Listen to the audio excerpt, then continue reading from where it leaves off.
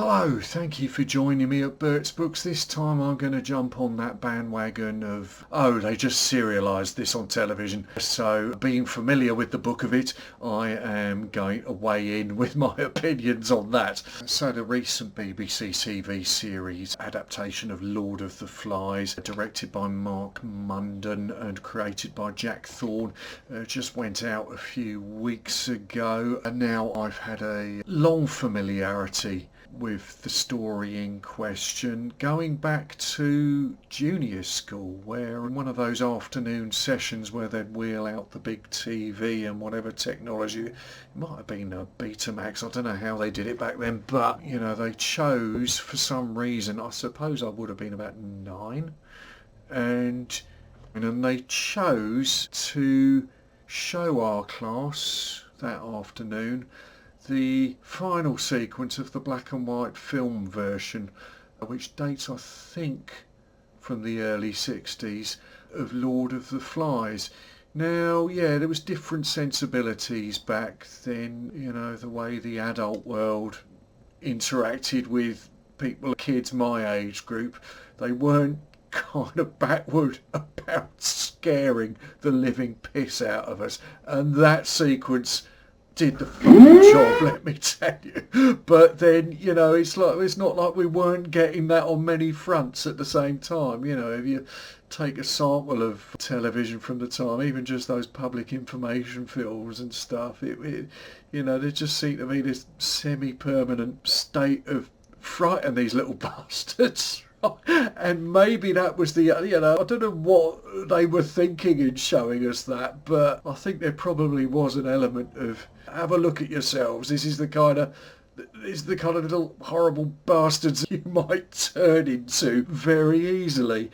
And, having been traumatised by that, I don't know how long it took me. It might have been a year or a couple of years from that when I realised my parents had the paperback already on the shelf. So sooner or later I had to go and visit that, and the book was everything I expected from that clip I'd seen and more. It was, you go into a very dark place with, like I say, I was still pretty young by the time I got to the book, but it stuck with me as a valid, memorable work. Sadly, I no longer have that edition. Now, this is the one I have. I don't know when I picked this up, but I think this is a more recent imprint than the one I had. The one my parents used to have it had that classic, the black background with it was a different image of the pig's head on the spike. I think it had tusks on it, and it was just far more sinister than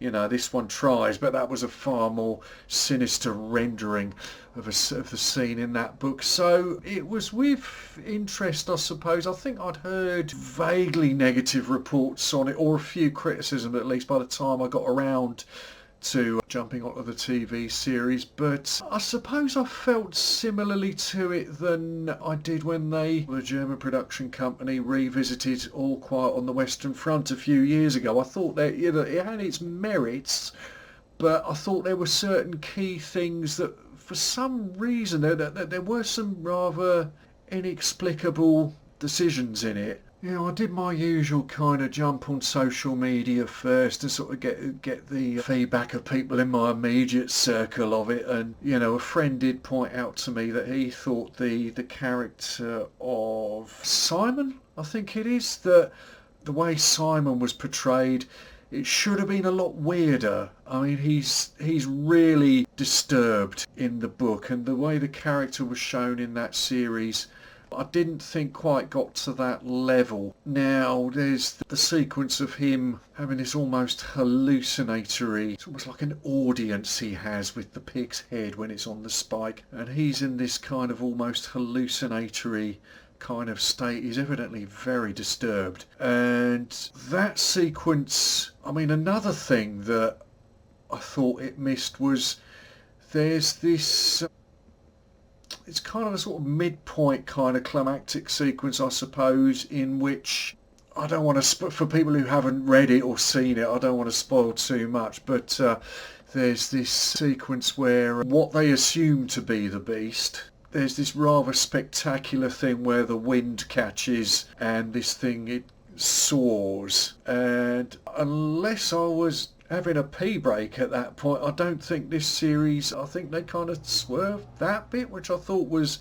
one of the most spectacular things in this. Now, the main thing that I thought they fudged was, spoiler alert, poor little bastard dies, the death of Piggy in this, which I felt the TV, I mean, certainly when I first saw the film adaptation, and same from this, absolutely horrifying. One of those shocking, distressing things, I think, from childhood, absorbing either film or literature, which is one of the most unnerving, horrible things, was the death of Piggy in this, and the way that series dealt with that. It kind of semi went there, but really softened it, I thought. And also, I think the main character kind of makes this concession in, I mean, you'd have to excuse me, it is a long time since I've actually read the book, but I don't remember him ever sort of relenting and calling Piggy by his real name. He's Piggy throughout it, because he hates being called that.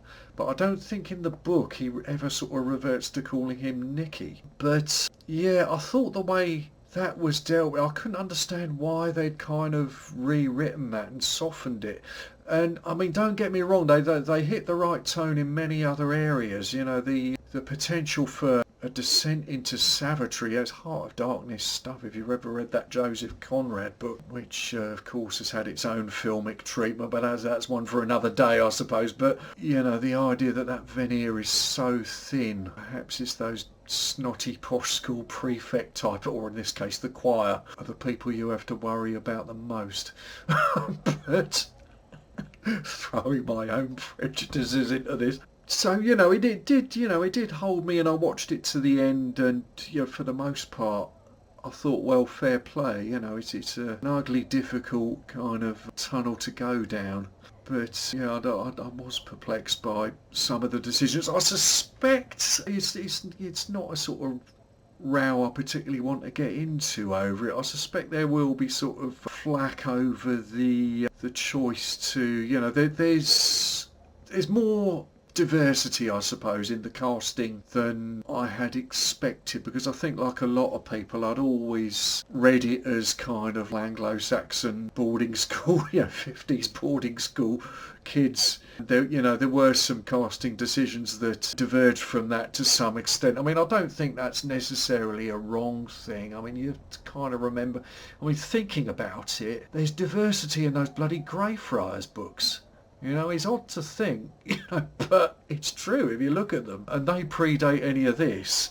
You know, I won't say Frank Richards handled it terribly delicately, but he did write people of other ethnicities in, at least in one case that I can think of, as a regular character in those books. And those go back, I think, First World War vintage and possibly previous from the top of my head. So, you know, it's not, I don't think it's as sort of outlandish as people would like to think, but that's anyway not I wouldn't list that as my main beef with it. But I did still enjoy it. I do think it's still a worthwhile watch, but that's my take on it anyway. And on the back of it, I probably will revisit this, even though it's not my favourite choice of cover. Incidentally, nobody seems to remember the 80s remake, do they? Starring, of all people, Paul Weller.